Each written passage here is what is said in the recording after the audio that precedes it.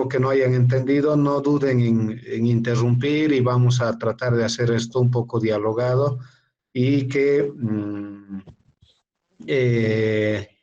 como van a ir viendo, es una patología que por su frecuencia y por su importancia es necesario que ustedes tengan un conocimiento sólido respecto de esto porque el manejo en realidad el manejo inicial va a depender absolutamente de ustedes, sobre todo si es que se van a encontrar en la provincia o en algún centro de primero o de segundo nivel. Por lo tanto, esos conocimientos sólidos deben estar plasmados ya después de que se concluya la presentación. Les hablaba de sepsis neonatal. Sepsis neonatal en realidad es una patología que independientemente de cómo se escriba, en qué idioma, en qué lenguaje, siempre las características finales van a ser desastrosas si es que nosotros no hacemos nada.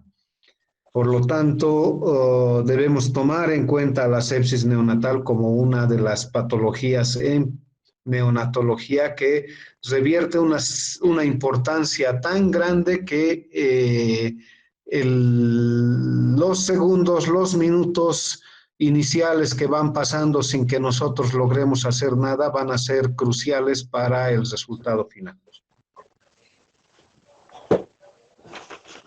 El concepto de sepsis, en realidad, como vamos a ir viendo, no es tan fácil como que, bueno, lo vemos amarillo a nuestro paciente y el diagnóstico está claro, es ictericia neonatal, ¿no es cierto? De eso no hay duda porque todo el mundo, a menos de que su apreciación visual sea muy deficiente, pero casi todo el mundo va a ver a un paciente neonato amarillo y el diagnóstico va a ser ictericia neonatal. La causa de la ictericia ya será otro tema, como ya hemos visto en el seminario que hemos pasado, pero en el caso de sepsis neonatal no es tan fácil hacer el diagnóstico porque no existe un dato clínico, no existe un dato físico, no existe un dato de laboratorio que nos diga, bueno, su recién nacido tiene sepsis. Y en realidad la sepsis es una enfermedad infecciosa, como dice aquí, sistémica, es generalizada, habitualmente de causa bacteriana, aunque puede tener otras causas, pero la sepsis neonatal bacteriana es la más importante, la más frecuente y se va a manifestar dentro de los primeros 28 días de vida extrauterina. Y se caracteriza porque el germen causante de la sepsis va a alcanzar la circulación, va a estar dentro de la sangre y este germen se va a diseminar rápidamente a los diferentes órganos y va a producir manifestaciones clínicas muy diferentes. Tan diferentes y tan volubles y cambiantes que en un momento nos hacen sospechar rápidamente en la patología y en 2, 3 horas cambia y nos hace dudar de lo que nosotros estamos pensando. Para entrar un poco en el tema, no está de más hacer un recordatorio de lo que viene a ser la fisiología. Hace 3 años ustedes han estado llevando ya la asignatura de fisiología donde se determina precisamente lo que dice aquí, la inmunidad del huésped. Y la inmunidad del huésped puede ser de 2 tipos, la inmunidad innata y la inmunidad adaptativa. Aunque existe una sobreposición entre ambos que va a dar lugar a una serie de elementos que forman parte de ambos grupos, de la innata y de la adaptativa. La inmunidad innata es el complemento, la barrera de la mucosa gastrointestinal, los propios neutrófilos y la piel se constituyen precisamente en barreras innatas, barreras naturales contra las infecciones. La inmunidad adaptativa es el reconocimiento de los antígenos T y B por la interacción de las células con el microorganismo y la presencia de anticuerpos antígeno específicos. Entre medio de ellos están las inmunoglobulinas adquiridas por el contacto con los gérmenes, las citoquinas, quimoquinas, los macrófagos, la microbiota intestinal, las células natural killers, los receptores TLR, Toll-like receptors, los receptores de las células T y otros. Pero con que sepamos de que existe esta inmunidad, nos va a ayudar a entender la terminología de lo que viene a ser la sepsis, la terminología y las fases evolutivas. Un paciente neonato puede en las primeras horas ser diagnosticado fácilmente de sepsis neonatal confirmada.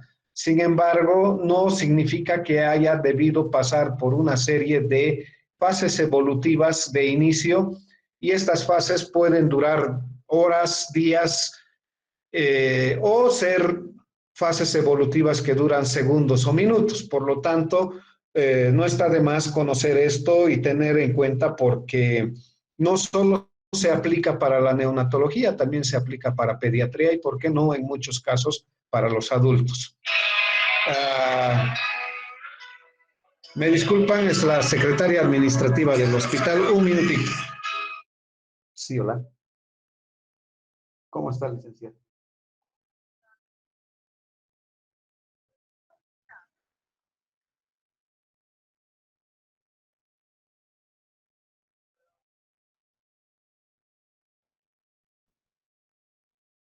No, no, es que ahorita estoy en clases, licenciada, en clases virtuales, y yo luego me fijo y le llamo.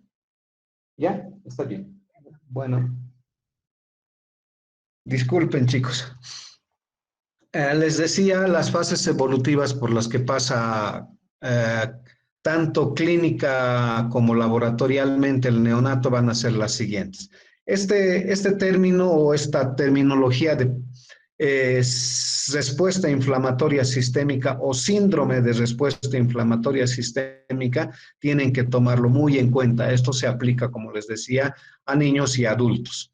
¿Qué significa el síndrome de respuesta inflamatoria sistémica? Es la presencia de taquicardia, hiperventilación, hipertermia o hipotermia, leucocitosis, leucopenia o bandemia más allá del 10%. Bandemia significa células jóvenes encallados más allá del 10% de las células blancas totales.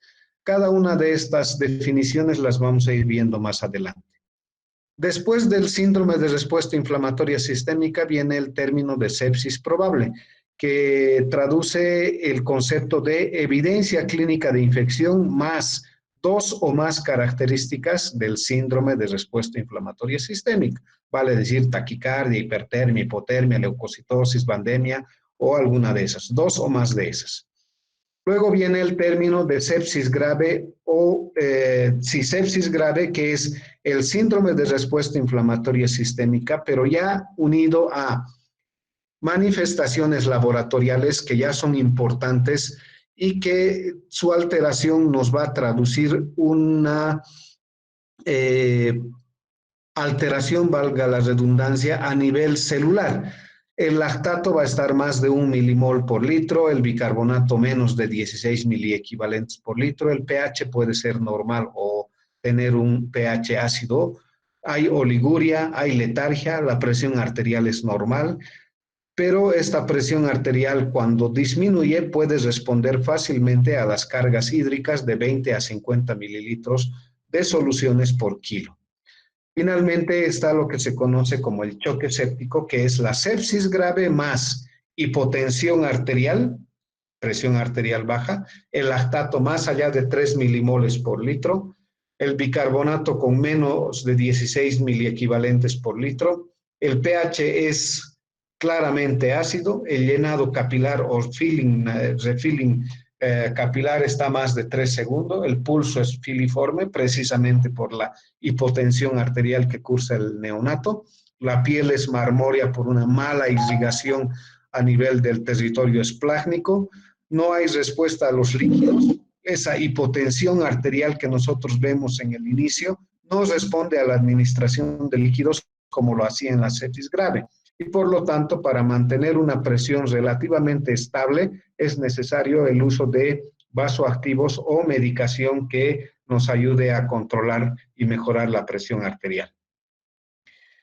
Este es un cuadrito sacado de una de las revistas donde nos indica el síndrome de respuesta inflamatoria sistémica, pero adaptado a los neonatos. Y como les decía, hay que tomar en cuenta la temperatura, tanto con hipertermia o hipotermia, la frecuencia cardíaca con bradicardia incluso o taquicardia de inicio, la frecuencia respiratoria con taquipnea, y la cuenta de leucocitos. Ya les había mencionado que esos valores los vamos a obtener de un examen de sangre.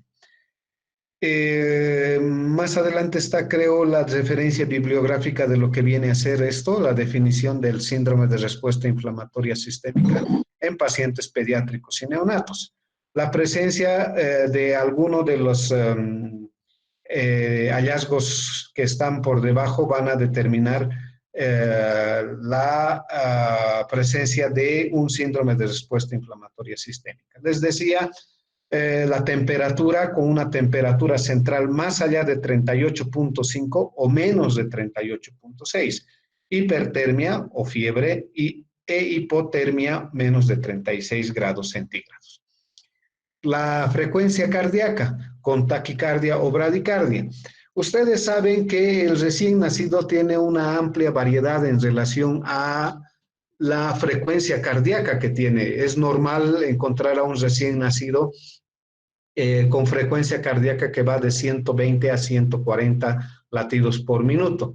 Y en algunas situaciones este rango puede variar incluso desde 100 hasta 160 latidos por minuto y aún así considerarse como normal. Sin embargo, como vamos a ir viendo, las definiciones ya específicas para los recién nacidos ya no se traducen en el número exacto de la frecuencia cardíaca que tiene el neonato en un minuto, sino más bien se define como un promedio de la frecuencia cardíaca con más de 2 derivaciones estándar por encima del valor normal para la edad.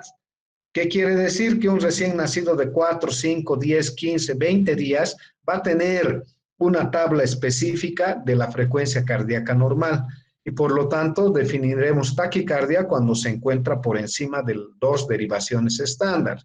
Me dirán, bueno, tiene 12 días y la frecuencia cardíaca normal de ese niño va a ser de 136, pero ¿y cómo sé que está más allá de 2 derivaciones estándar? ¿Y qué pasa si el niño tiene 20 días? ¿Qué pasa si el niño es prematuro y tiene 2 días? O sea, el saberse de memoria las derivaciones estándar y saberse las frecuencias cardíacas me parece que es un poco fuera de contexto y eso incluso para los neonatólogos de guardia, los neonatólogos de planta, los tenemos anotados en una tablita que está a disposición en la sala de neonatología o finalmente lo tenemos en el celular. No es necesario aprendérselo de memoria porque casi nadie lo hace. Por otro lado, esta frecuencia cardíaca más allá de 2 derivaciones estándar tiene que ser en ausencia de estímulos externos, la presencia de drogas crónicas o el estímulo doloroso. Si nosotros producimos dolor a nuestro paciente, obviamente va a aumentar la frecuencia respiratoria, va a llorar y va, por ende, a aumentar su frecuencia cardíaca. La bradicardia es definida con una frecuencia cardíaca por menos del percentil 10 para la edad del paciente, también en ausencia de un estímulo externo vagal, beta bloqueadores o enfermedad cardíaca congénita. La frecuencia respiratoria, el promedio de la frecuencia respiratoria con una frecuencia más allá de las 2 derivaciones estándar por encima de lo normal para la edad, y ventilación mecánica para los procesos agudos que no estén relacionados a una enfermedad neuromuscular subyacente o a la presencia de anestesia general.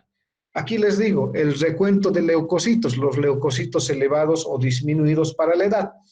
Eso también tiene una amplia variedad y es bien difícil de acordarse. Sin embargo, los valores que yo les voy a decir ahora son muy importantes. Más allá de 16.000 leucocitos se considera leucocitosis y menos de 5.000 leucocitos se considera leucopenia. Tómenlo en cuenta porque eso puede ser motivo de evaluación. Y aquí les digo, ¿qué significa infección? Infección es una infección sospechada o probada por un cultivo positivo o por una tinción de algún tejido o por una prueba de reacción en cadena de la polimerasa causada por cualquier patógeno o por los síndromes clínicos asociados con una alta probabilidad de infección. La evidencia de infección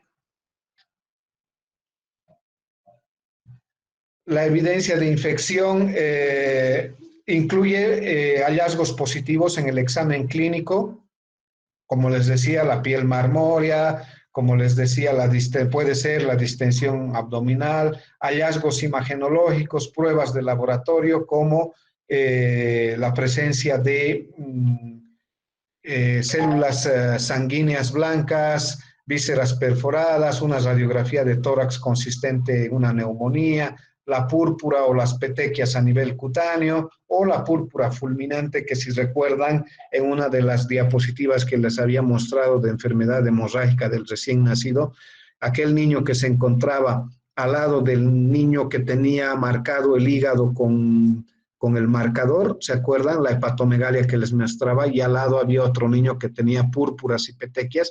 Eso sí es fulminante, eso es rara, bueno, en nuestro medio rara vez visto, pero de acuerdo al germen causante. El que produce con más frecuencia es el meningococo.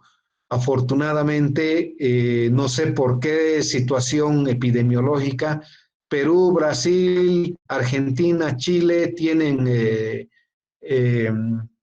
meningococcemias terribles, y nosotros que estamos al centro vemos muy raramente. Yo en estos 19 años he visto una sola vez una meningococcemia, o sea, de miles y miles de pacientes que uno ve que pega una meningococcemia, realmente se le queda grabado para toda la vida.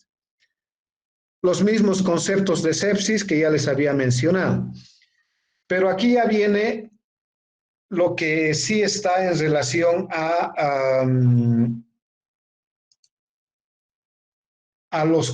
las causas probables de la sepsis neonatal y la etiología a lo largo del tiempo, a lo largo de la edad gestacional y varios aspectos, tiene una diferencia entre uno y otro paciente. Y estas variables van a depender, por ejemplo, a través del tiempo. En los años 50, el Staphylococcus aureus y el Streptococo del grupo A eran los más frecuentes. Una vez que se introdujo los antibióticos, sobre todo la penicilina barrió totalmente con el estáfilo y con el estreptococo. En esa época, el estáfilo no era resistente a la penicilina y una vez utilizada, eliminaba fácilmente este germen. Se introducen los antibióticos y como era penicilina, la E. coli, que es un gram negativo que no responde a los beta-lactámicos, fue el germen que surgió y fue causante de innumerables casos de sepsis neonatal. En los años 70 y hasta ahora, el estreptococo del grupo B ha tomado lugar como el agente más frecuente. Pregunta de examen. Eso es muy importante conocer cuáles son los gérmenes más frecuentes que producen sepsis neonatal. Con la edad gestacional, en los recién nacidos de término, les decía el estreptococo del grupo B, y los recién nacidos pretérminos, sobre todo los de muy bajo peso al nacer, la Escherichia coli. En esto de la etiología va a tener mucha influencia el estado inmunológico del neonato, aquel que tiene un síndrome de inmunodeficiencia adquirida o innata, va a tener probabilidad incluso de tener sepsis por cándida, por un hongo, entonces influye también el estado inmunológico. La estancia o la permanencia en las unidades de cuidados intensivos neonatales hace de que los neonatos sean más vulnerables a los gérmenes que circundan o que están presentes en las unidades de cuidados intensivos. ¿Por qué? Porque en estos lugares se hacen procedimientos invasivos, se les coloca un catéter umbilical, un catéter subclavio, se les intuba, se les pone un tubo de tórax y varios procedimientos invasivos que son susceptibles de ser contaminados y por lo tanto causar finalmente sepsis. Quiero que pongan atención en estos gráficos porque esto nos ayuda a determinar la etiología de los gérmenes que van a causar la sepsis neonatal. En este gráfico, en verde, en un tono diferente de verdes, es la etiología de la sepsis neonatal temprana en los Estados Unidos. Y fíjense que el estreptococo del grupo B está cerca de la mitad de causantes, seguida de la Escherichia coli. Mientras que la sepsis neonatal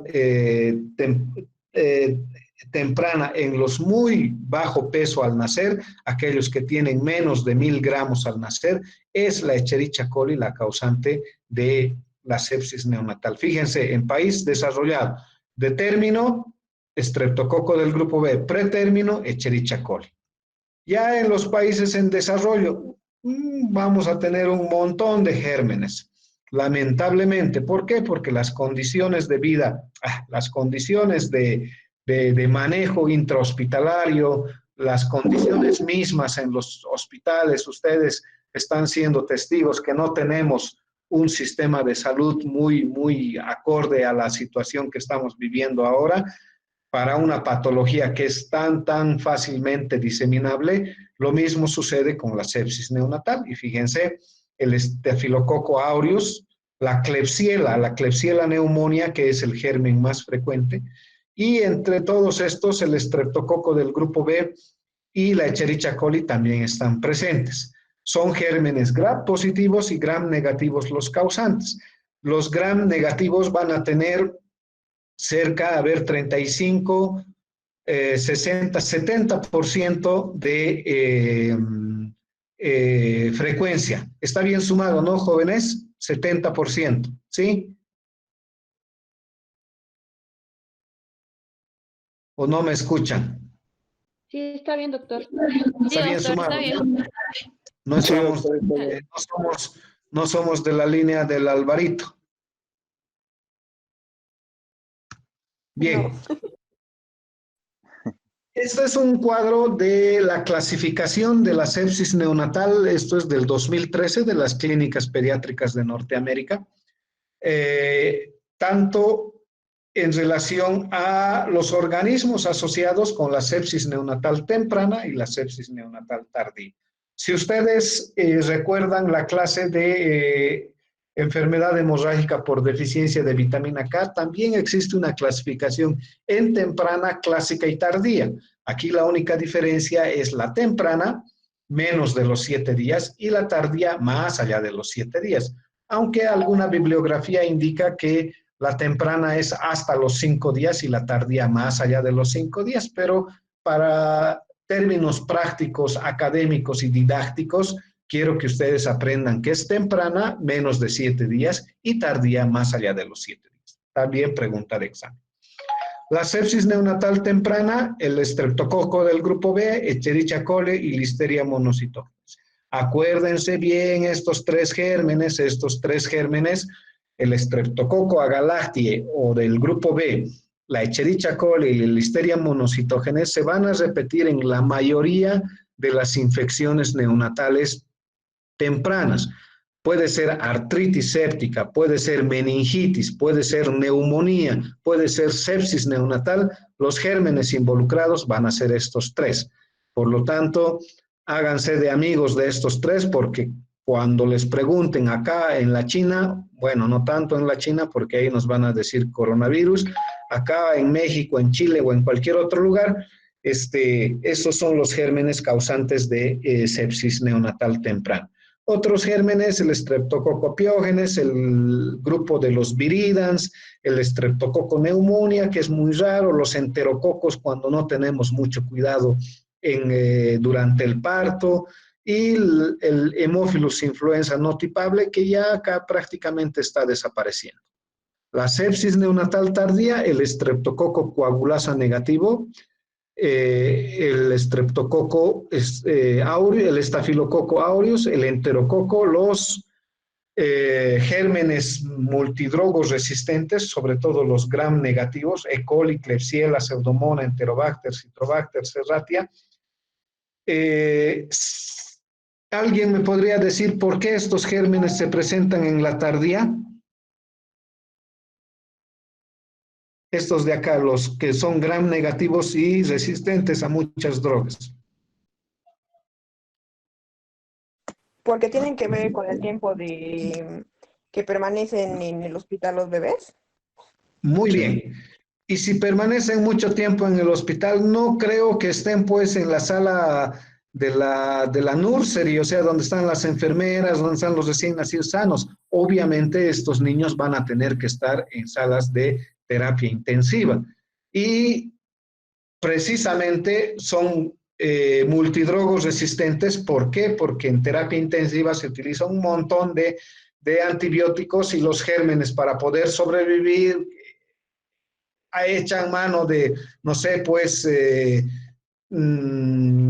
transposones, echan mano de otra serie de mecanismos de plásmidos y todas esas situaciones para generar resistencia a los antibióticos.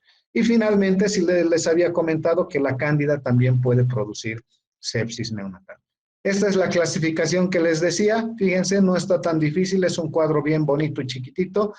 En la edad neonatal temprana, 7 días, tardía, más allá de los 7 días, las complicaciones obstétricas, obviamente es más frecuente en la temprana porque se produce inmediatamente después del parto o en los días posteriores al parto, mientras que en la tardía son poco frecuentes las complicaciones obstétricas, pero aquí viene ya el ambiente perinatal, las unidades de cuidados intensivos.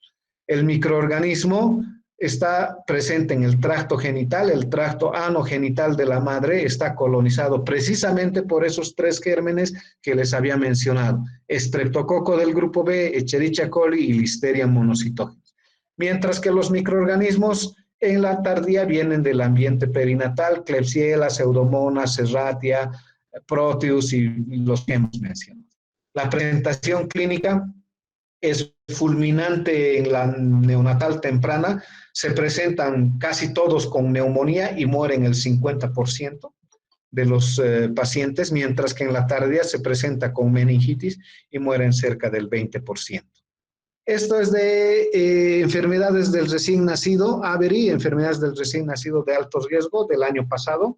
Y fíjense, no es una publicación, es en realidad un texto nuevo y lo que quiero hacer énfasis en las características de la enfermedad por el estreptococo del grupo B de inicio precoz y tardío del estreptococo del grupo B es esto de aquí abajo.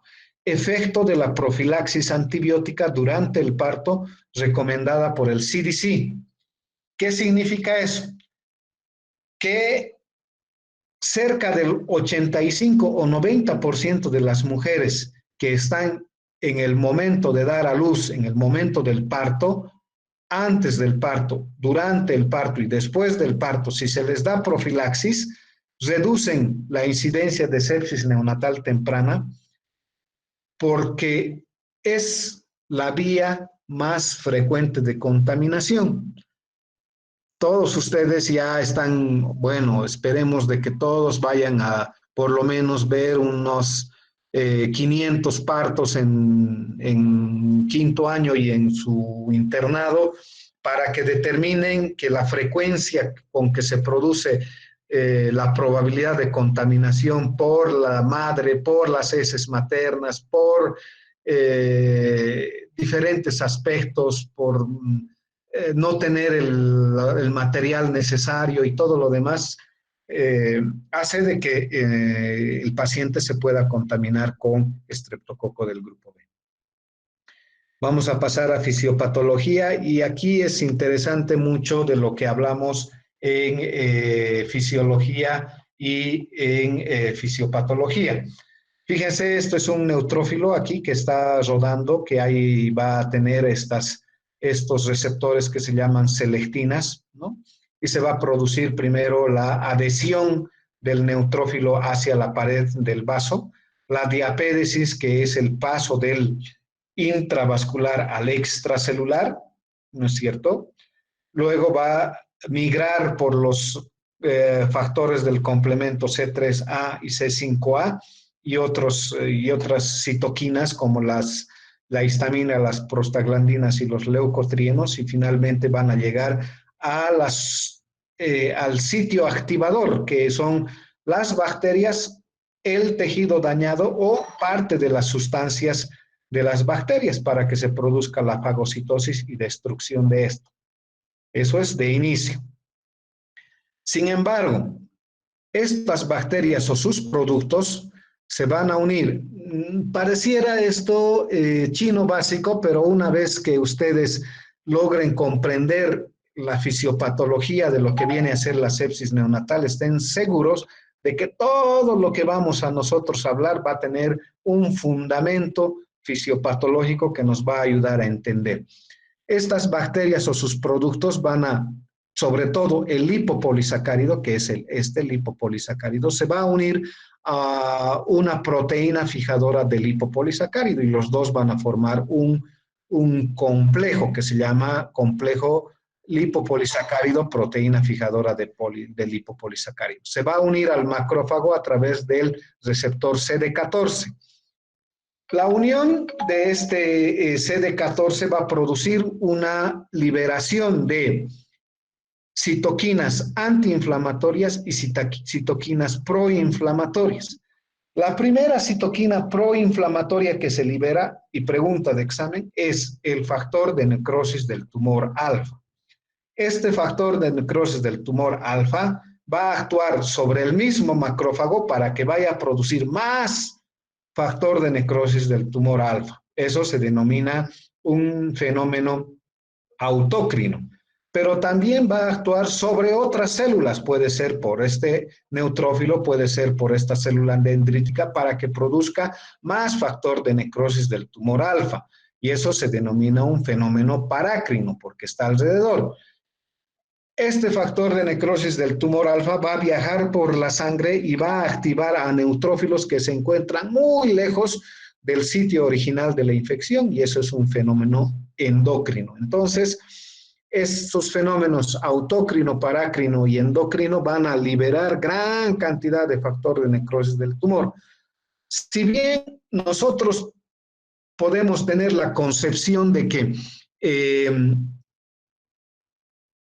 la liberación de estas citoquinas tiene un objetivo de eliminar a la infección, el descontrol y la eliminación de la gran cantidad de citoquinas proinflamatorias hace que esta cascada se desborde, y es ahí donde se produce la sepsis neonatal, todas las manifestaciones.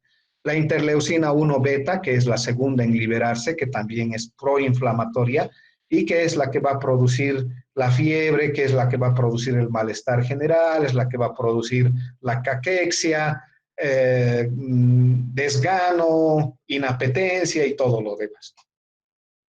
La interleucina 6, que una vez que llega la interleucina 6 al hígado, va a producir reactantes de fase aguda, va a producir, no sé, pues proteína C reactiva, va a producir ceruloplasmina, va a producir procalcitonina y toda una serie de reactantes de fase aguda que van a activar todo el proceso de respuesta inflamatoria para tratar de contener la infección. Pero como les digo, se desborda tanto que en vez de contener la infección se produce alteraciones muy importantes.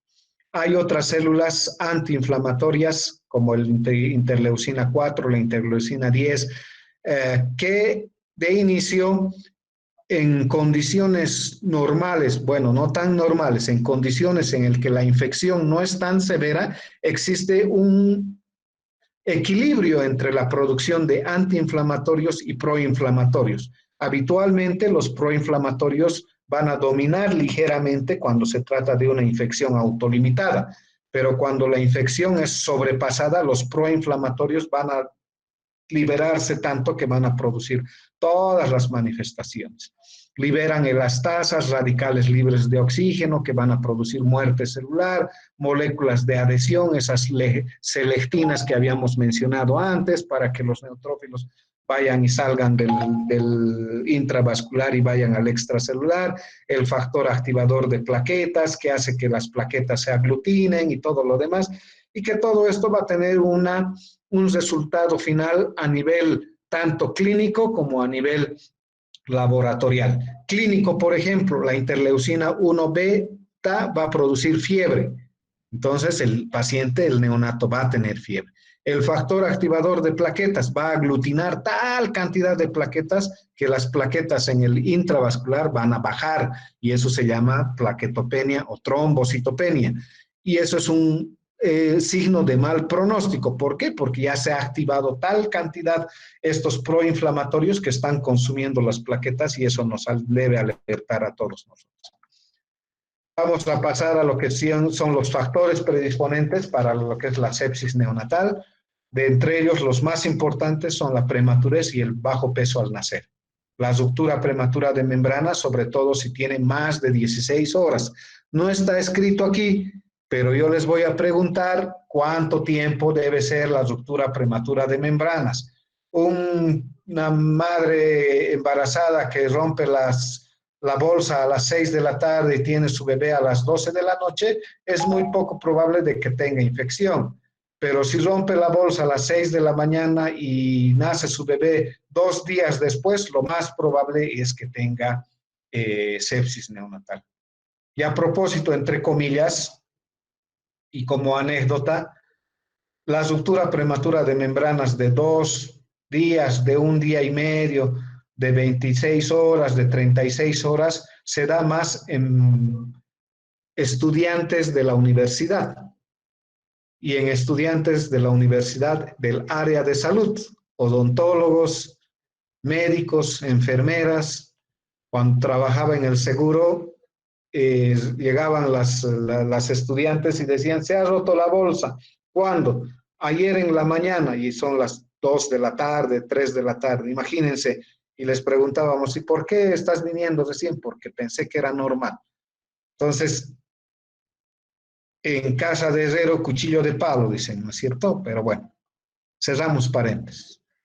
Otros factores, fiebre materna, sobre todo si es antes o durante el parto, la corioamnionitis, que es la infección de el amnios con un líquido purulento, líquido fétido, el parto prolongado, eso hace que tenga más probabilidad de contaminación con la región anogenital de la madre, precisamente por la colonización genital materna de bacterias patógenas, estreptococo del grupo B, listeria monocitógenes y Escherichia coli, hospitalización prolongada por los procedimientos invasivos que recibe el neonato, personal de salud portador de bacterias patógenas, puede ser la enfermera, puede ser el médico, personal de salud que no se lava las manos, todos ya nosotros estamos siendo de una u otra manera en esta época sensibilizados con el lavado de manos, los 5 pasos del lavado de las manos, que todos ustedes asumo de que están expertos. Lo mismo, tal vez ya de alguna otra, a ver, que me acuerde, es de las clínicas de perinatología, pero aquí tal vez tomar en cuenta los factores maternos, el líquido amniótico teñido de meconio, por ejemplo, el líquido amniótico que huele mal o que es fétido, el parto prematuro, la colonización por estreptococo del grupo B, la infección urinaria de la madre, la fiebre intraparto, que son los en sala de partos cuando es prematuro, menos de 37 semanas, cuando el niño tiene menos de 2.500 gramos, cuando el Apgar a los 5 minutos es menos de 5, cuando es necesaria resucitación en sala de partos. Los varoncitos tenemos más probabilidades. Las características neonatales, les decía, cateterización vascular, del cordón umbilical, de la subclavia, la ventilación mecánica, la pérdida de la alimentación enteral, la patología del tracto gastrointestinal, la neutropenia, que es muy importante, la hiperalimentación que puede producir enterocolitis necrotizante, la estancia hospitalaria prolongada, todo lo que hemos mencionado. Y aquí está los factores de riesgo de acuerdo a la sepsis neonatal temprana y a la sepsis neonatal tardía. Análisis.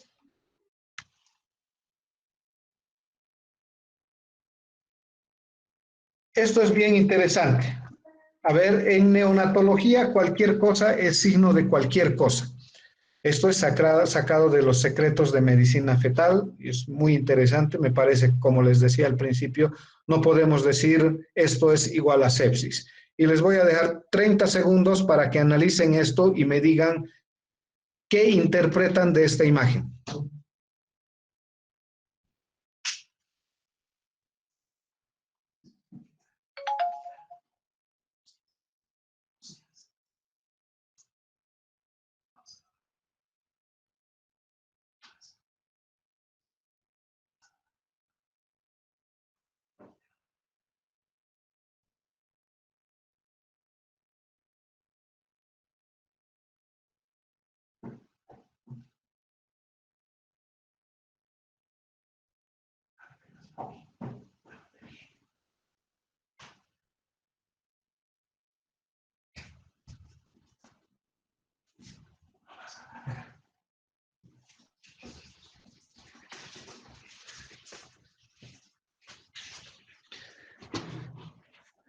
Hola, ¿me ven? ¿Me escuchan?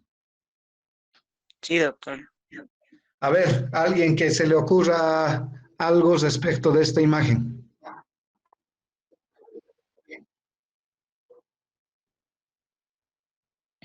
Erlan, Pero simplemente es una deducción porque consume eso. ya. Stephanie, Quizás, doctor, que uno, ay, perdón, Vanessa, creo que no están en la clase o se han dormido. Tal vez podría ser que Popeye siempre solo consume espinaca para estar Ya. fuerte. Podría ser algo relacionado a la lactancia. Ya. Si nosotros vemos esta doctor, imagen, quizás que uno a ver, siempre como que asocia o culpa lo que uno más, o sea, como decía mi compañera, que quizás asocian la espinaca porque es lo que más consume, o sea, a lo que te haría pensar que podría ser el causante, que uno se va a lo que, como que a lo, no sé, a lo más, a lo que uno más hace o a lo que puede ser más fácil quizás. más obvio. Doctor, yo creo que también está Ajá, más obvio. analizando los factores de riesgo del paciente, porque como sabemos, Ya. Popeye consume más que todo espinaca, entonces puede ser que está analizando los factores de riesgo o las posibles etiologías de su malestar. Muy bien. A ver, les voy a confesar una cosa. Creo que hace como 10 o 12 años hice la maestría de educación superior y en la maestría yo había colocado esta imagen para ver qué interpretación podrían dar en relación a lo que es una enfermedad. Y desde hace 10 o 12 años, e incluso en las clases presenciales en la facultad, nunca antes habían hecho un análisis tan cercano a lo que realmente es. Yo creo que la cuarentena les está abriendo la mente, les está abriendo las posibilidades, estamos viendo las cosas con una nueva perspectiva, estamos viendo, no sé, utilizando nuestro pensamiento lateral y eso me parece muy beneficioso y me encanta de ustedes porque en realidad sí parece ser lo que todos ustedes han dicho. En realidad, cuando yo veo esta imagen, asocio a una cosa, causa, espinaca, efecto, enfermedad. ¿No es cierto? Causa, efecto. Está así de fácil. ¿no es cierto? O sea, muchas cosas, nosotros tenemos una causa y recibimos el efecto, ¿no es cierto? En mucho, podemos dar cientos y cientos de ejemplos. Sin embargo, y aquí viene la mala noticia, en neonatología y sobre todo en sepsis no es así, no es solo una idea elaborada, es la suma de varios criterios, lamentablemente.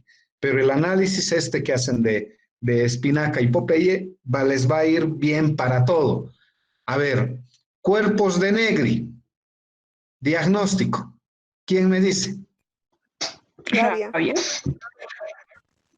¿Perdón? Rabia. Muy bien, ¿ves? O sea, es así. Manchas de Koplik. Varicela. No. Sarampión. ¿No ves? Es causa-efecto. O sea, nosotros vemos algo y asociamos directamente al efecto. Pero en neonatología y peor aún en sepsis no es tan así. ¿Por qué? Porque van a ver lo que es las manifestaciones clínicas. Fíjense, rechazo a la alimentación, distensión abdominal, dificultad respiratoria, crisis convulsivas, hipotermia, hepatoesplenomegalia.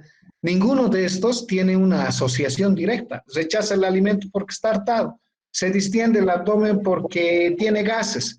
Está con dificultad respiratoria porque tiene mala posición. Crisis convulsivas que pueden ser, no sé, confundidas con movimientos estereotipados del niño, hipotermia porque la incubadora no está prendida o porque el termostato de la sala de neonatología se ha arruinado, es un montón de cosas. Diarrea, vómitos, apnea, ictericia, irritabilidad, fiebre. Entonces, ninguno de estos nos dice claramente que el diagnóstico puede ser sepsis. Todos ellos son sutiles e inespecíficos. Y la distensión abdominal, la hipotermia, la apnea y la ictericia se presentan más en los prematuros. Aquí está una tabla de lo que es las manifestaciones clínicas en la sepsis neonatal temprana y tardía, junto con la meningitis. Les había mencionado que tanto los gérmenes de la meningitis y la sepsis y las manifestaciones clínicas de la meningitis y la sepsis son muy parecidas. Inestabilidad térmica, hipotermia o hipertermia, dificultad para respirar, apnea, ictericia, intolerancia a la alimentación o mala alimentación, fontanela abombada y convulsiones. Otras manifestaciones, lesiones de piel, sobre todo cuando es un estafilococo o listeria, alteraciones de las articulaciones y de los huesos. Este es de este nuevo libro del 2019 y fíjense, los signos clínicos frecuentes en sepsis neonatal no han cambiado en absoluto. Siguen siendo los mismos del 2010 y del 2020. Estado neurológico alterado, temperatura anómala, apnea, problemas hemorrágicos, afectación cardiovascular, cianosis, problemas digestivos, ictericia, dificultad respiratoria, hipoxemia y convulsiones.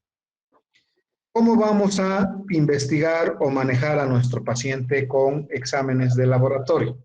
La única manera de diagnosticar sepsis es cuando el cultivo es positivo. No hay otra manera.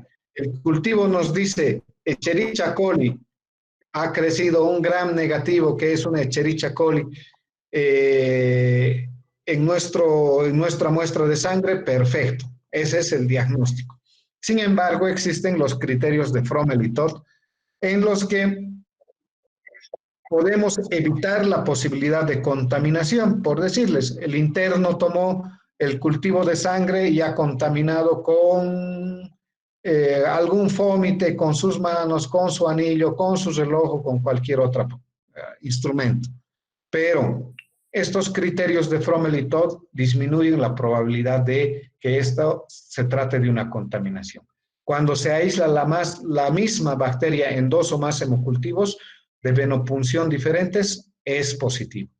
El aislamiento de la bacteria en un cultivo de sangre, en un cultivo de orina, en un cultivo de líquido cefalorraquídeo, en un absceso, en una secreción, es positivo.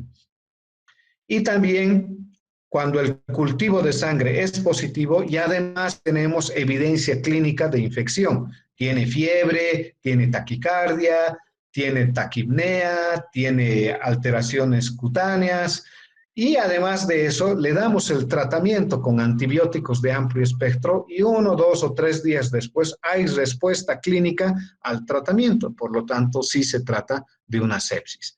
En este último caso, estaremos frente a una deducción posterior a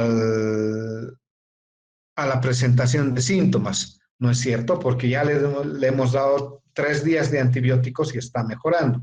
No estamos diciendo de inicio, esto es una sepsis neonatal. Es un análisis retrospectivo que nos da el diagnóstico.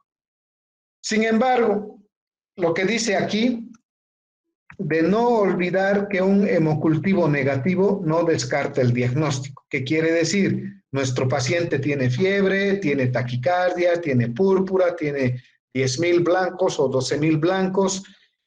Le hacemos el cultivo y sale negativo y pare de contar. Decimos, bueno, no tiene sepsis. Y lo dejamos sin antibióticos. Eso es un craso error. Nosotros no debemos hacer el tratamiento a los exámenes de laboratorio.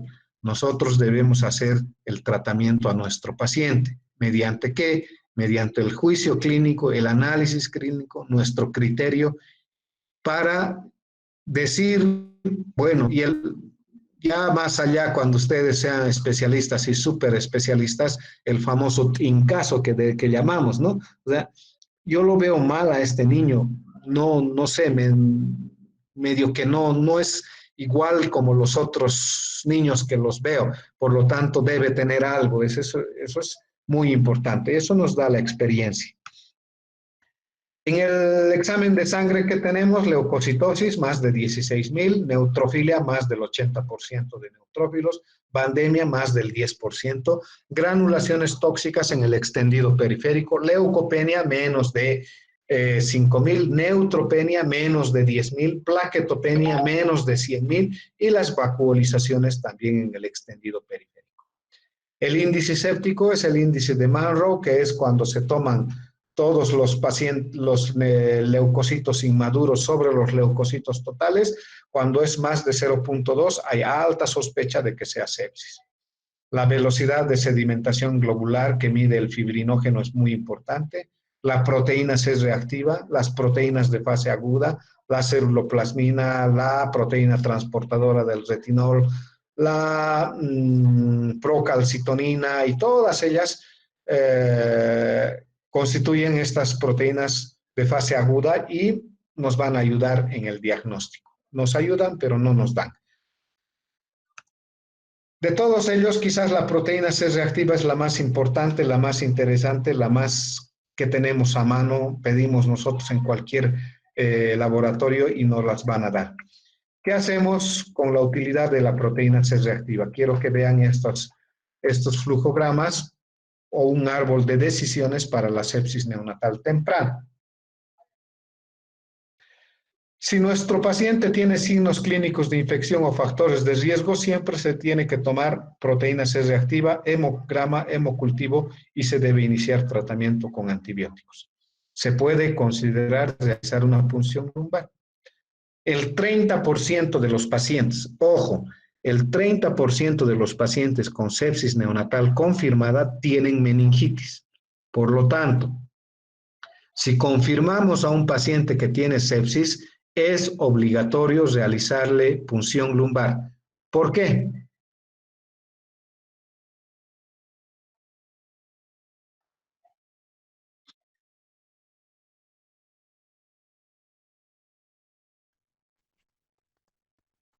¿Ya? ¿Para qué más? Más importante que eso. Realizar un cultivo de líquido cefalorraquídeo. Muy bien, un cultivo de líquido cefalorraquídeo. Eso nos va a tardar 2 días todavía. El resultado sale en 48 horas. ¿Pero qué hacemos esas 48 horas? ¿Esperamos?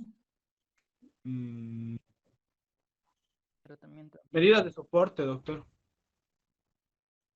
Ya, medidas de soporte y antibióticos, pero si ustedes se fijan en este árbol de decisiones, aquí dice obtener proteína C reactiva, hemograma, hemocultivo e iniciar tratamiento antibiótico y considerar la punción lumbar.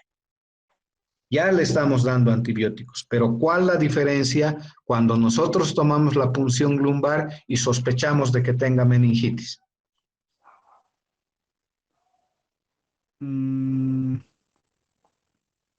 Uy.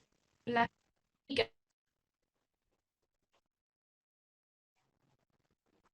Podemos ver también el tipo de bacteria que más o menos puede afectar, porque digamos, no es lo mismo que le demos cetofotaxima al paciente, entonces puede ser por una causa anaerobia o por un anaerobio o por un microorganismo aerobio. Entonces eso puede Los dos definir más tienen razón. Los dos tienen razón y en realidad el antibiótico que se utiliza en un paciente sin meningitis es diferente al antibiótico que se utiliza con meningitis. ¿Por qué? Porque claramente existe una barrera hematoencefálica, ¿no es cierto?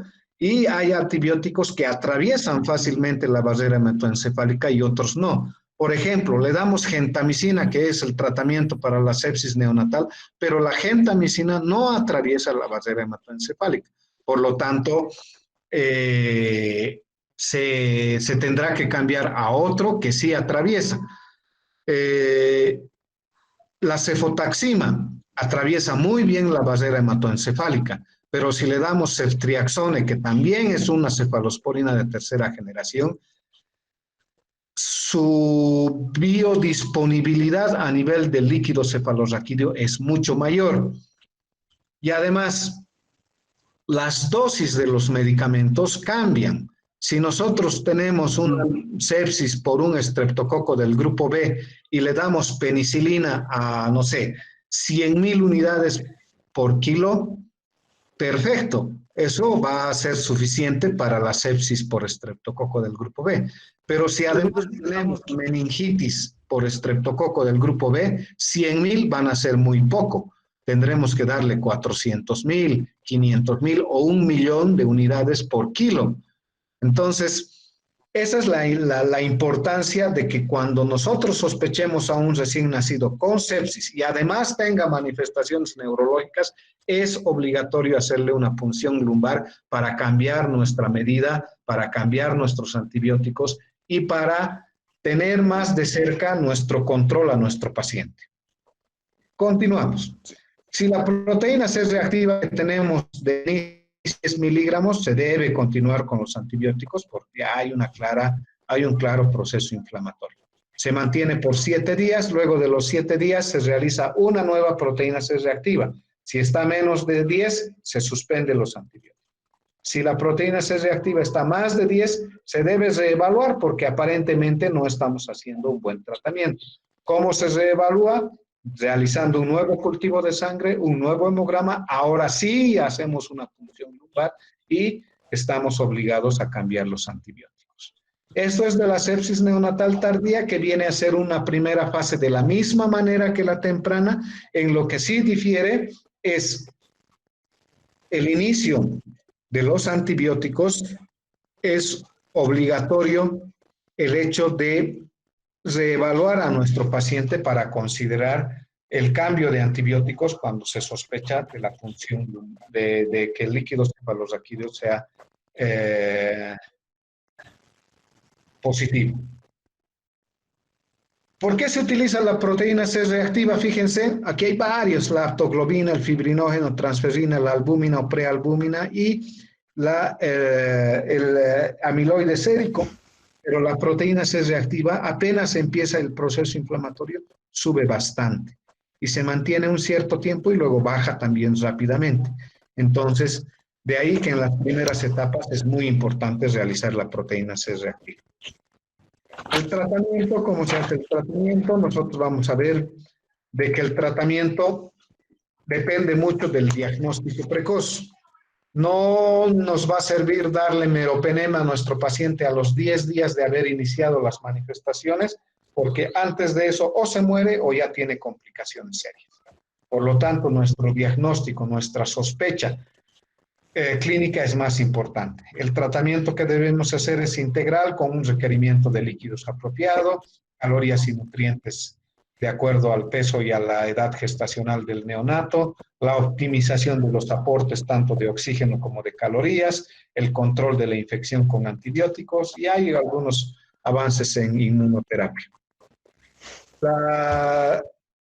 Las medidas de soporte, reanimación hemodinámica, restauración con soluciones cristaloides o coloides, el apoyo inotrópico cuando no funciona el darle líquido solamente, les decía de inicio, no es cierto, cuando ya la sepsis neonatal está plenamente instituida, hay que utilizar medicamentos vasoactivos, de ellos la dopamina, dobutamina, adrenalina, isoproterenol, amrinona, noradrenalina, eso ya es un poco de especialidad. El soporte nutricional con una cantidad de calorías y proteínas adecuadas, que puede ser por vía enteral o parenteral, dependiendo si hay un compromiso del tubo gastrointestinal, no le demos vía oral, le daremos parenteral. Optimización de la oxigenación tisular, un gasto cardíaco adecuado, mantener la hemoglobina más de 11 gramos por decilitro, la saturación por oximetría más del 90% y si hacemos una gasometría con una PO2 por encima del 55%. Antibióticos, el manejo de antibióticos es de inicio de manera empírica y cuando ya sale el hemocultivo es fácil porque nos da la sensibilidad y el antibiograma. El manejo, aquí ven lo que nosotros manejamos, autitos de colección, como verán atrás creo que tengo como 150,000 en todos estos años. Muchos de nosotros no conducimos un auto, ni nuestra vida conducimos, peor un auto. La cobertura antibiótica debemos tomarla en cuenta en relación a la toxicidad. Debemos equilibrar esta cobertura para que la toxicidad, para que la presencia de fungemia, no se olviden que si nosotros utilizamos antibióticos de manera prolongada, una de las complicaciones es precisamente la aparición de candidiasis, ¿no es cierto? Candidiasis oral, candidiasis cutánea, candidiasis sistémica, y eso es lo que debemos cuidar. Aquí hay un árbol de decisiones que les coloco, que es bien interesante y bien fácil de aprendérselo. Si nosotros tenemos, ¿cuándo debemos utilizar antibióticos? Cuando el germen es conocido, no tenemos que hacer mucho. Ver el antibiograma, determinar la sensibilidad y resistencia. Nos dice, es Escherichia coli y es sensible a cefotaxima, utilicemos cefotaxima, no nos hagamos de lío, ¿cierto? Cuando el germen es desconocido, se hace un tratamiento antibiótico empírico. Esto es pregunta de examen. ¿De qué depende el tratamiento empírico? Del peso, del tipo de sepsis y de la edad gestacional. Y el tipo de sepsis va a depender de si la sepsis es temprana o es tardía. Nuestro tratamiento empírico requiere 3 requisitos. 1, tiene que ser de amplio espectro. 2, debemos mejorar la actividad sinérgica de nuestros antibióticos. Y 3, utilizar 2 o más antibióticos para evitar la resistencia. Eso es muy importante. Esto es pregunta de examen. Tómenlo en cuenta. Las recomendaciones, les decía, está todo lo mismo, es el uso, la duración, cuánto debe durar nuestro tratamiento antibiótico. Aquí está la duración del tratamiento en la sepsis neonatal temprana sin meningitis, 10 días. En la sepsis neonatal tardía sin meningitis, 14 días. En la sepsis neonatal temprana o tardía con meningitis, 14 a 21 días. Pero lo que dice aquí es interesante. Cuando la meningitis es causada por un gram negativo, debemos tener más de 21 días de tratamiento.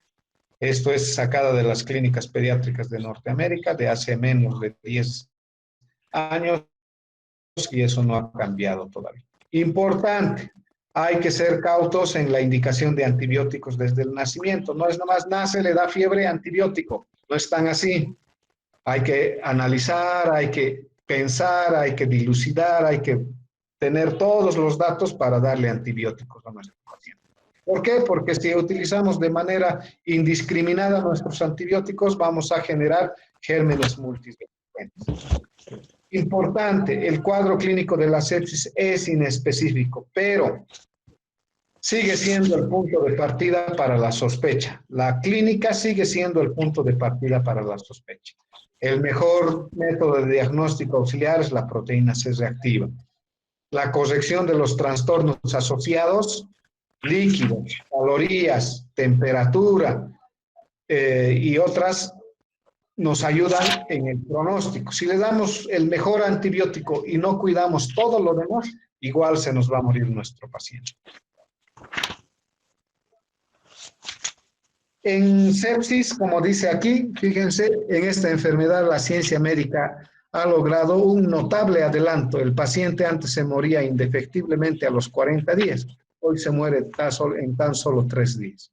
¿Por qué? Porque ya hay adelantos, como vemos ahora, fíjense, se puede utilizar inmunoglobulina intravenosa que hay en nuestro medio, varias marcas, la forma de utilizar, la manera de utilizar, cómo, cuándo, todo eso ya es de especialidad, se puede utilizar. Hay anticuerpos monoclonales contra el estafilococo, se puede utilizar los probióticos que también hay en nuestro medio. Los factores estimulantes de colonias de granulocitos y de granulocitos y monocitos también hay en nuestro medio, se puede utilizar. El fluconazol en caso de recién nacidos de muy bajo peso que tengan candidiasis. Aunque todo aquí, si ustedes se fijan, en las notas dicen no está probada la eficacia en la sepsis neonatal.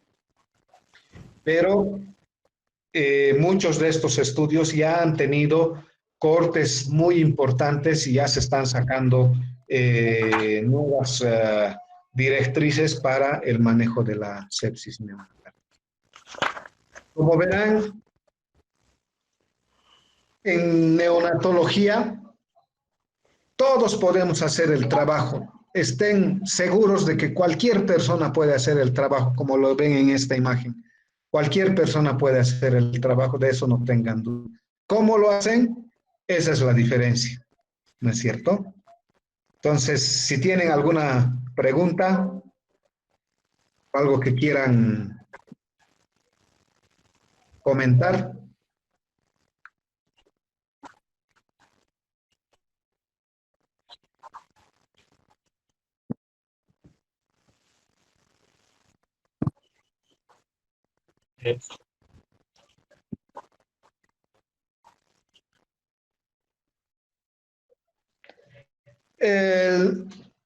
El shock séptico, o sea, la sepsis neonatal es una cosa y el choque séptico que ustedes van a llevar es un tema que da el doctor Manuel Monroy. Él les va más o menos aclarar lo que pasa en el choque séptico frío y el caliente. En el caso de neonatología, de inicio puede ser un choque séptico por la presencia del germen que va a producir todas esas manifestaciones que habíamos mencionado. En la baja de la presión arterial va a producir una hipoperfusión que va a hacer a nuestro paciente tener una hipotermia pero severa. En algunas literaturas consideran como choque séptico o frío, porque precisamente no hay la perfusión a nivel distal, porque se produce un fenómeno denominado Diblin reflex o reflejo de inmersión. Este reflejo de inmersión es lo que a nosotros nos sucede cuando nos sumergimos. Bueno, no tenemos mar, pero cuando nos sumergimos en el mar a grandes profundidades, a 8, 10, 12 metros, se produce una redistribución de la sangre a los sitios nobles del organismo. Esto va en desmedro del territorio esplásmico, que es considerado el intestino y la piel. Por eso los que se sumergen a grandes profundidades se mueren de hipotermia. De ahí que los trajes de buzo son precisamente para evitar la hipotermia. Entonces sucedería más o menos ese fenómeno y el choque hipovolémico debe ser manejado. Ya yendo a lo que viene a ser el choque hipovolémico, debe ser manejado de inicio con líquidos parenterales. Si hay respuesta con una mejora de la perfusión, con una mejora de la presión arterial, pare de contar. Pero si no hay mejora, no debemos sobrecargar a nuestro paciente. No mejora porque no le estamos dando líquido o estamos con muy poco líquido y hay que aumentar y aumentar y aumentar más líquido. Se va a sobrecargar el corazón, se va a producir un encharcamiento, una insuficiencia cardíaca, un encharcamiento pulmonar y nuestro paciente no se va a morir de la infección, pero sí de la insuficiencia cardíaca. En ese caso, cuando nosotros administramos el líquido de la manera correcta, medida por una presión venosa central y no mejora nuestra perfusión tisular, es necesario utilizar vasoactivos. En este caso, dopamina para mejorar una vasoconstricción a nivel de las arteriolas distales, dobutamina para mejorar la actividad del corazón y otros medicamentos que ya, como les digo, vienen a ser de especialidad o de subespecialidad. ¿Qué más? Doctor, una pregunta. En cuanto, digamos, tenemos un niño que ha nacido, ¿no? Se le da de alta a los 2 días, 3 días, y luego de los 7, 8 días ya llega el paciente de emergencia. Entonces, ¿qué tiempo tenemos que esperar o cómo tenemos que proceder a valorar al niño y cuándo sabemos cuándo son nuestras limitantes y tiene que pasar una unidad de cuidados intensivos, neonatología? Ya. 3 cosas en los recién nacidos son bien importantes a la evaluación del recién nacido. Fiebre o hipotermia. Que el niño tenga fiebre, el recién nacido sale del hospital a los 3 días, se va a la casa y regresa con fiebre, eso no está bien. Eso necesita una evaluación minuciosa. Puede ser porque, a ver, cosas que no podemos ni siquiera pensar nosotros, ¿no es cierto? Pero suceden, por ejemplo, dejan a la mamá parturienta con el bebé en el auto con las ventanas cerradas para que no le dé el aire, como dicen, ¿no es cierto? Y la dejan o los dejan a los dos en el auto con todo cerrado y están a mediodía. El golpe de calor o el hot shock que se denomina hace de que el paciente pueda tener temperaturas muy elevadas. Llega a la emergencia y vamos a tener un niño con 38, con 38,5, pero no se debe eso a una infección. De ahí que el contexto en el que nosotros nos vamos a mover nos va a ser determinado por la anamnesis que nosotros estamos teniendo.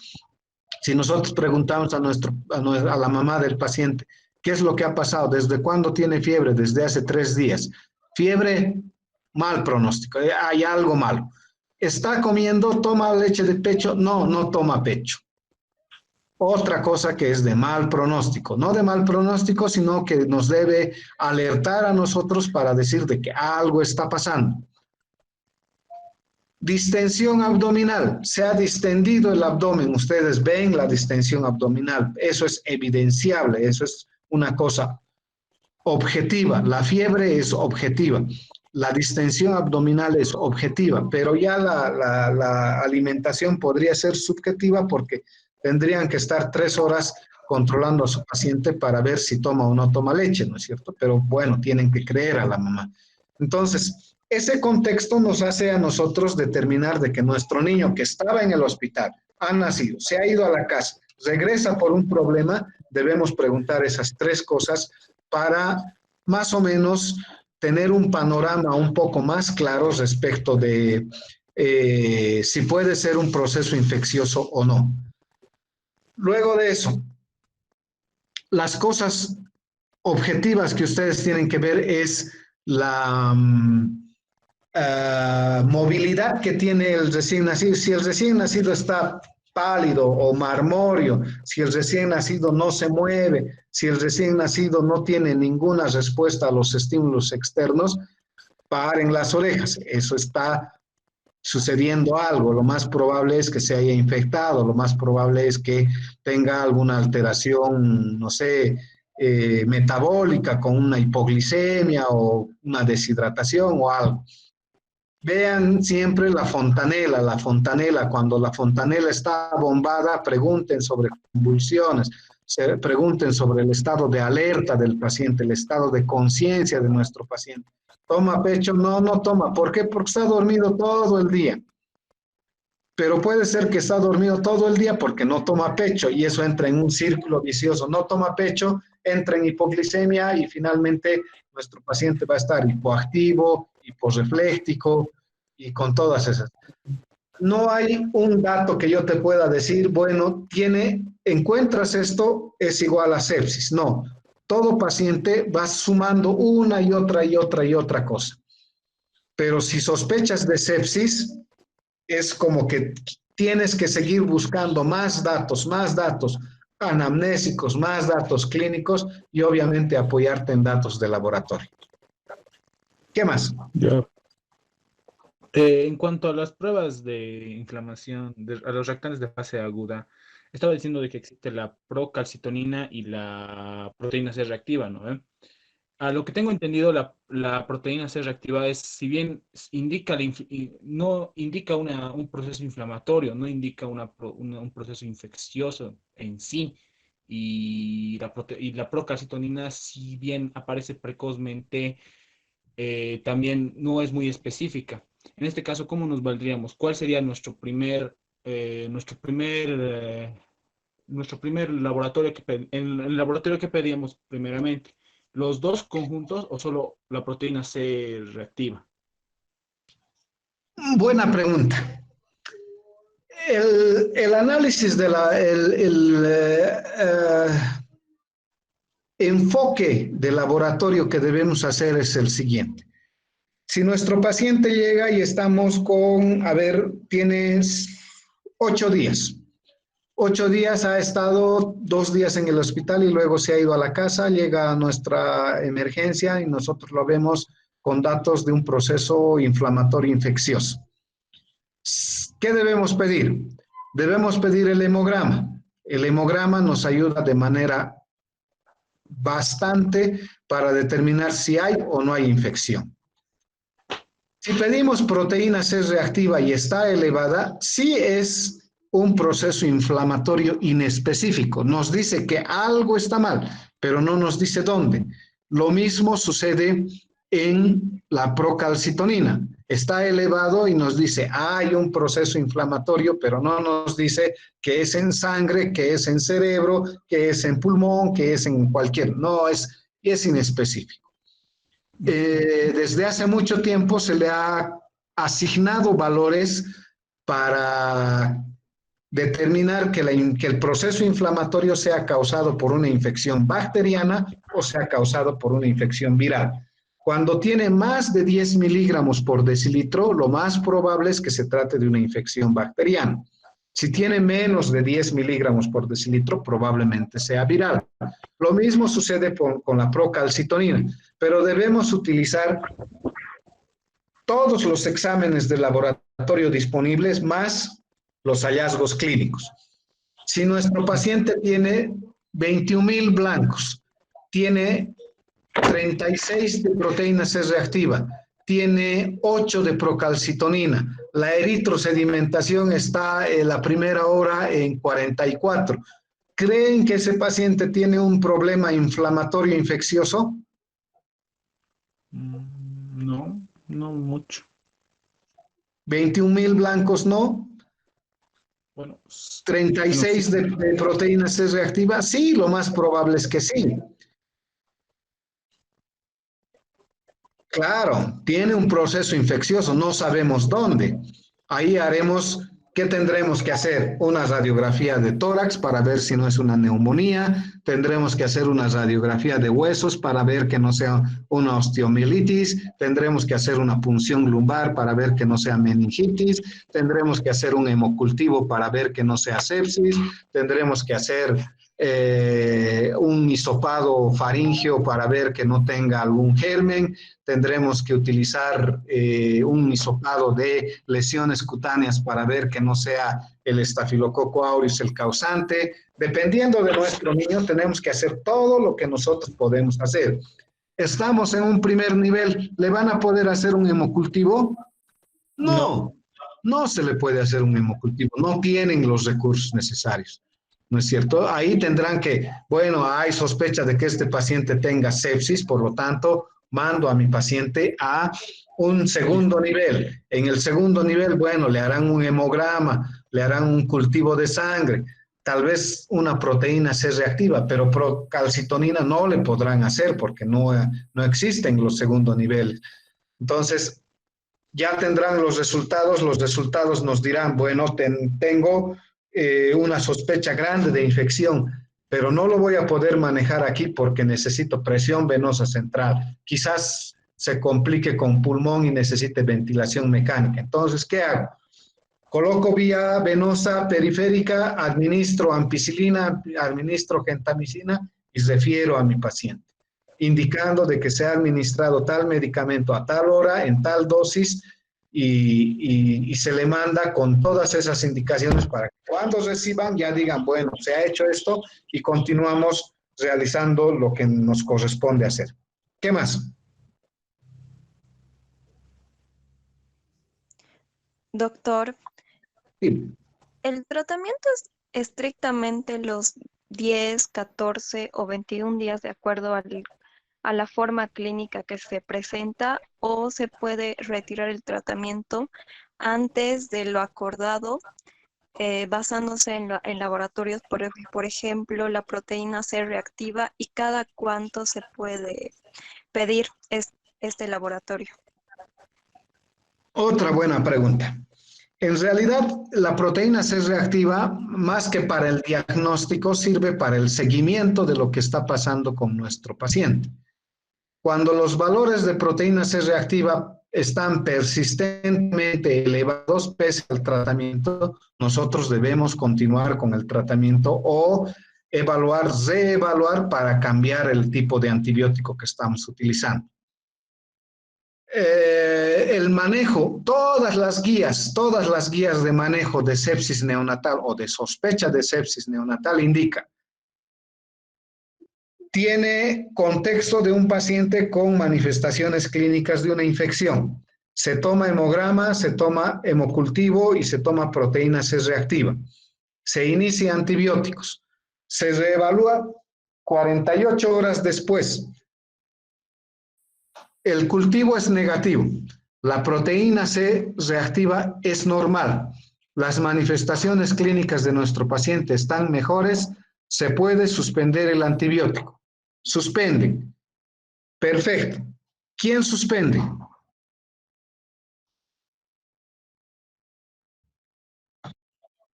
El neonatólogo.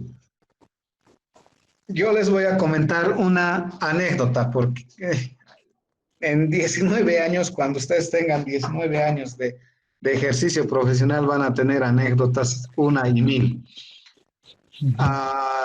Recién se había inaugurado la clínica Los Olivos y había un paciente que llegó llamaron de Santa Cruz que tenía un problema